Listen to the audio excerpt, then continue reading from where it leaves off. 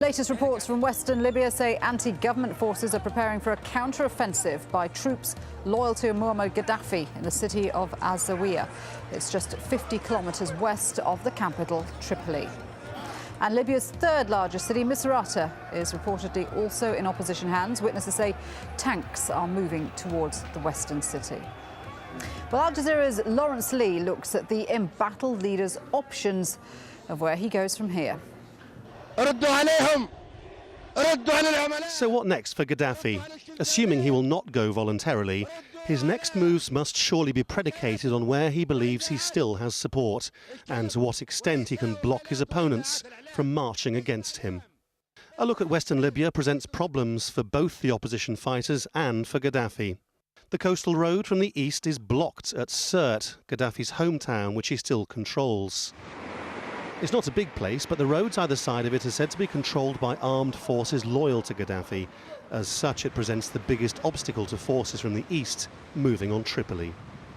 Yet west of Sirte and still east of Tripoli, the rebels are said to now hold Misrata.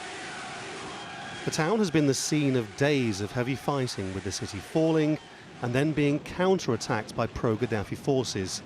But he now seems to have lost the army and therefore the town. Just as significant is the town of Zawiya, just west of Tripoli. Geographically, it's crucial. Latest reports from the town of 200,000 say after days of heavy fighting, the rebels are in charge in the centre, but the pro-Gaddafi forces are surrounding it. It's hardly surprising Gaddafi wants it back. If the rebels do keep control, it would leave Tripoli in a pincer. So what of the situation in the capital? The most recent images from foreign media invited by the Gaddafis suggest hasty attempts to clean up the centre and an area around Gaddafi's stronghold still said to be under his control. But contrary to Gaddafi's claims, there's plenty of evidence to suggest that Tripoli is not stable, and some reports have suggested dozens killed in clashes. Scenes from some of the poor suburbs like Tajora in eastern Tripoli seem to suggest the police have simply melted away. It all lends weight to reports from Tripoli that Gaddafi's forces have been trying to pay local men to take up arms against the insurgency. There's no question the ground upon which Gaddafi built his empire is slipping away. His military options look increasingly limited. Lawrence Lee, Al Jazeera. Now, one of the reasons that world leaders can be more outspoken now is that their citizens are outside the country. But the evacuations are far from easy. Harry Smith has the details of just one of them, a mission by the British military. British oil workers arriving in Malta after being rescued in a military operation shrouded in secrecy. Details are still sketchy, but it's believed 2 British Air Force transport planes entered Libyan airspace without permission. The British refused to reveal exact locations, but it's believed an airfield at Nafura was used to rescue 150 stranded oil workers, who were then flown to safety in Malta. There was scheduled to be 65, but in the end there was about 130 got on. Really? Yeah. And we were sitting in the aisles. It's very cramped, but we were just glad to be out of there and getting on the flight. The British, along with other governments, have also sent warships to Tripoli and Benghazi in attempts to bring out their citizens. But it's thought more rescue missions will be needed to airlift hundreds more oil workers stranded in the south. As I said, there's still people in the desert, so I can't say too much. I can't say where I came from, etc., etc. Because the guys down there are still doing an excellent job to gather all the guys together and get them evacuated. The Foreign Office here in London has come in for severe criticism for what's perceived to be its slow response to the plight of Britons trapped in Libya. An official I spoke to a short time ago declined to comment on this latest rescue mission, but said they remain deeply concerned for the plight of other Britons trapped in remote areas of Libya. Harry Smith, Al Jazeera, London. Well, let's get more news now about the unrest in other parts of the Middle East. At least 2 people have been shot dead by Omani police on Sunday, according to witnesses in Sohar. Tear gas was also used on the demonstrators in the industrial city. Witnesses say at least 1,000 people had gathered demanding political reform. The military are now moving in to secure the area. Yemeni President Ali Abdullah Saleh has addressed a meeting of his army generals as he tries to shore up his presidency. Saleh vowed to defend the unity of the country to the last drop of blood. AlJazeera's Hashim Albra is in Sana'a. Remaining defiant, President Saleh telling his army officers that Yemen is in danger of disintegration and that they should fight for its unity. We have vowed to defend the republican system, the unity and safety of the republic till the last drop of our blood, and this vow stands now. There is an attempt to split the country into north and south.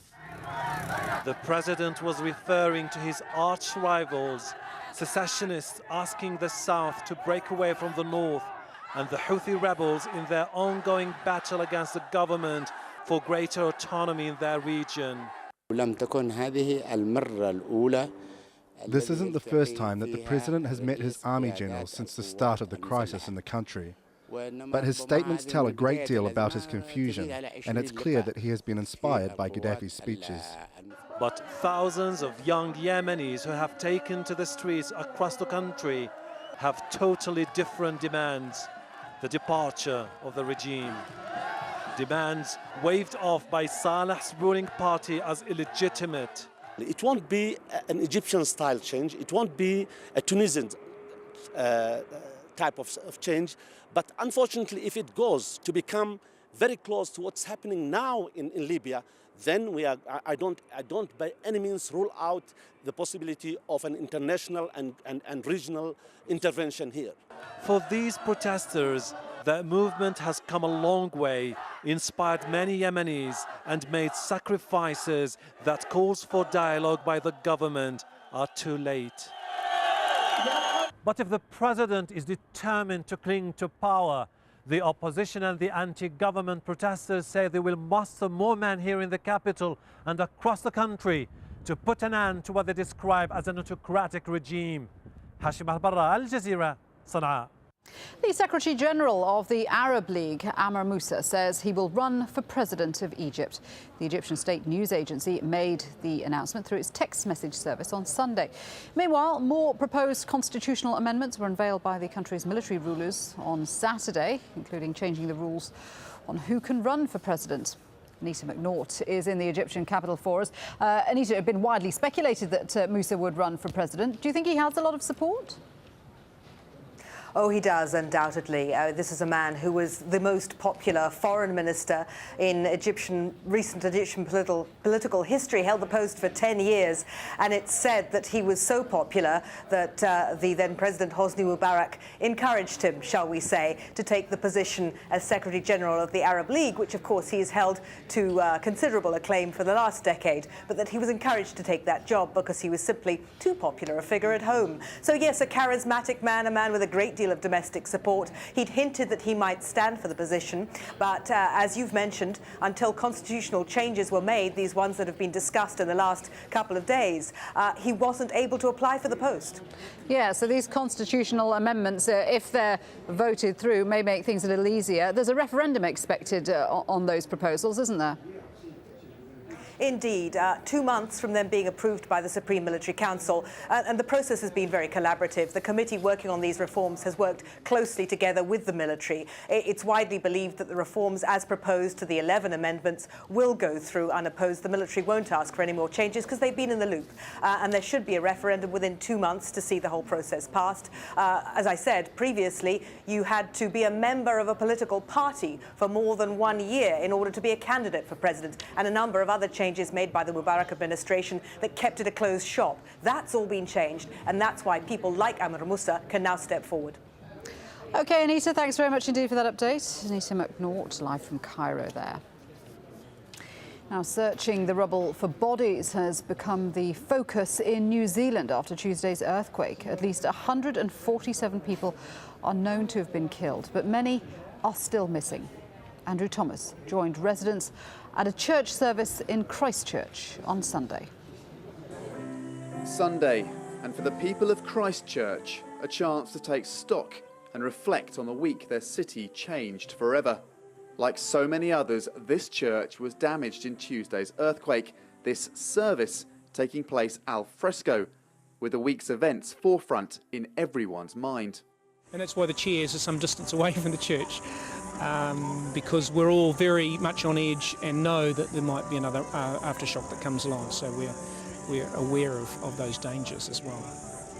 As its name suggests, Christchurch was founded as a Christian city, and despite the fact that many of their church buildings lie in ruins, for some, finding solace on a Sunday is the normal, natural thing to do. It is, if you like, a small slice of the ordinary in extraordinary times. It would take something more than extraordinary for any survivors to be found now beneath Christchurch's rubble. Recovering and identifying bodies has become the principal task. It's a slow process, dreadfully slow for the families of the missing. Every afternoon they arrive for a police briefing, their numbers swelling by the day as grieving relatives from abroad pour in. Christchurch was a big tourist town. People from at least 20 different countries were killed in the quake. They're overseas, they've received dreadful news, they've had to arrange travel in a haste, and they've come to a part of the country that's quite badly affected by the earthquake. Infrastructure's not necessarily there to support them, and all at a time that they're stressed and de-stressed. Police have to cope with the darker side of human nature too. There has been a spate of looting of abandoned homes, and frayed nerves have meant reports of domestic violence have spiked. Earthquake scars will forever be a physical feature of modern Christchurch, the emotional trauma taking its toll too. Andrew Thomas, AlJazeera, Christchurch. And finally, the annual Academy Awards in Hollywood are fast approaching. Outside the Kodak Theatre in Los Angeles, the red carpet is ready for the arrival of A-list talent. It's one of TV's most watched events. Organisers are trying to attract a younger audience this year, with the actors James Franco and Anne Hathaway hosting the Oscars show. 10 films have been nominated for Best Picture. Favourites include The King's Speech, The Social Network and Inception.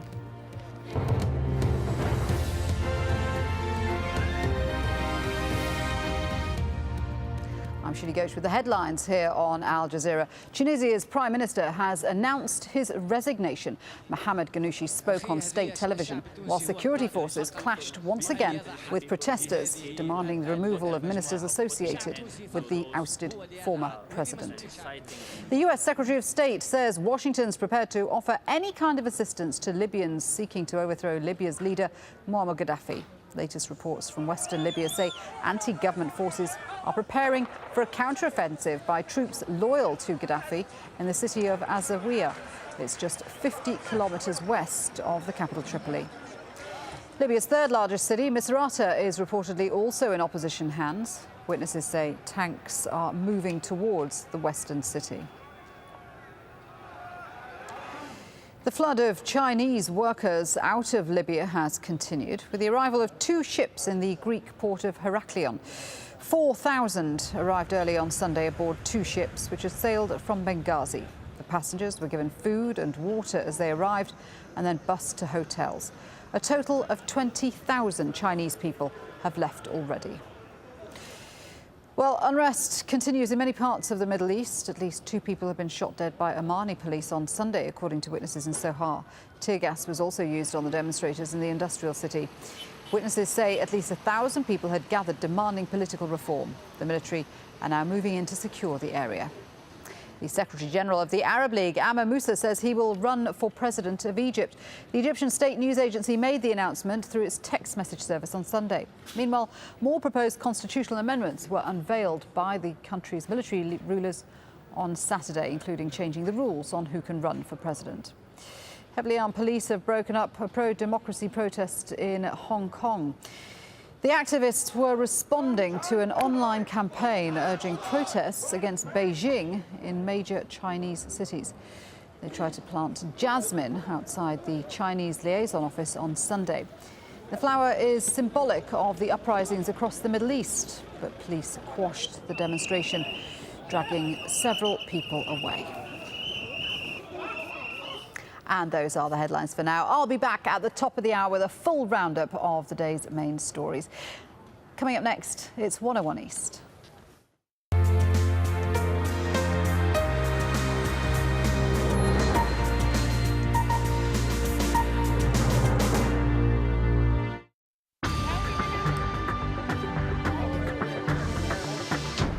Since gaining independence in 2002, East Timor has been plagued by instability.